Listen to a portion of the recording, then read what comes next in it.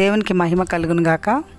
మరొకసారి అనుదిన దోపవేదిక ద్వారా దేవుని వాక్యం వింటున్న మీ అందరికీ ప్రభు పేరిట వందనాలు తెలియచేస్తూ ఉన్నాం.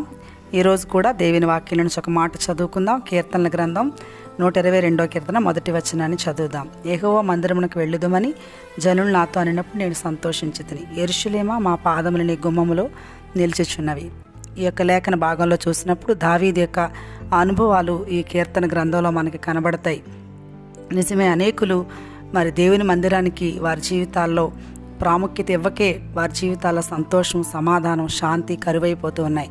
కానీ ఈ కీర్తన భాగంలో దావీదును మనం చూసినప్పుడు దేవుని మందిరంలో సంతోషం ఉందని, ఈ లోకంలో సంతోషం లేదనే విషయాన్ని దావీదు గ్రహించగలుగుతున్నాడు. అనేకులు దేవుని మందిరానికి వెళ్ళే సమయంలో మరి ఎన్నో పనులు, అలాగే ఫంక్షన్లు, పార్టీలు, రకరకాలైనటువంటి వారి జీవితాల్లో మందిరానికి వెళ్లకుండా అనేక విధాలుగా వారు దేవుని మందిరానికి దూరం అయిపోతూ ఉన్నారు.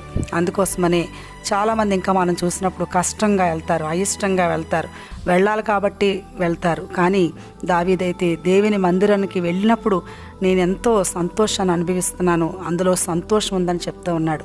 కాబట్టి ఉదయకాల సమయంలో ఇదిగో దేవుని మందిరానికి మీరు దూరం కాకూడదని, దేవుని మందిరానికి వెళ్ళి ఆ సమయాన్ని మీ సొంత పనులకు మీరు వినియోగించుకోకూడదని ఈ ఉదయకాలం మరొకసారి ఈ కీర్తన భాగం ద్వారా ప్రభు మీతో మాట్లాడుతూ ఉన్నాడు.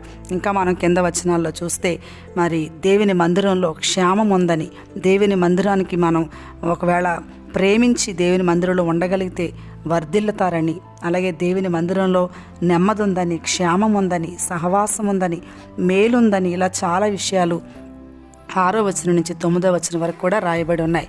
కాబట్టి మీ జీవితాల్లో మీరు మేలు పొందాలంటే, క్షేమంగా ఉండాలంటే, మీరు వర్ధిల్లాలంటే దేవుని మందిరంలో మీరు ఉండాలి. మోసపూరితమైన మరి పాప భూయిష్టమైనటువంటి ఈ లోకంలో మీరు క్షేమంగా, సంతోషంగా ఉండాలంటే నిశ్చయంగా మీరు దేవుని మందిరంలో ఉండాలి, కనబడాలి. అది దేవుని యొక్క ఆజ్ఞ. అందుకోసమే దావీదు కూడా 23వ కీర్తనలో అంటాడు, చిరకాలం నేను యెహోవా మందిరం నివాసం చేస్తానంటాడు. అంత దేవుని మందిరాన్ని అంత మక్కువతో ఆయన ప్రేమిస్తున్నట్లుగా లేఖనాల్లో కనబడుతుంది. కాబట్టి మీరు మీ జీవితాల్లో సంతోషంతో, సమాధానంతో, నెమ్మదితో, ఆరోగ్యంతో మీరు బ్రతకాలంటే దేవుని మందిరంలో మీరు కనబడాలని మరొకసారి ప్రేమతో మీకు తెలియజేస్తూ మీ జీవితాల్లో మీరు దీవించబడాలని కోరుకుంటూ ఈ మాటలు ముగిస్తున్నాం. ప్రభు మిమ్మల్ని, మీ కుటుంబాలని దీవించునుగాక. ఆమెన్.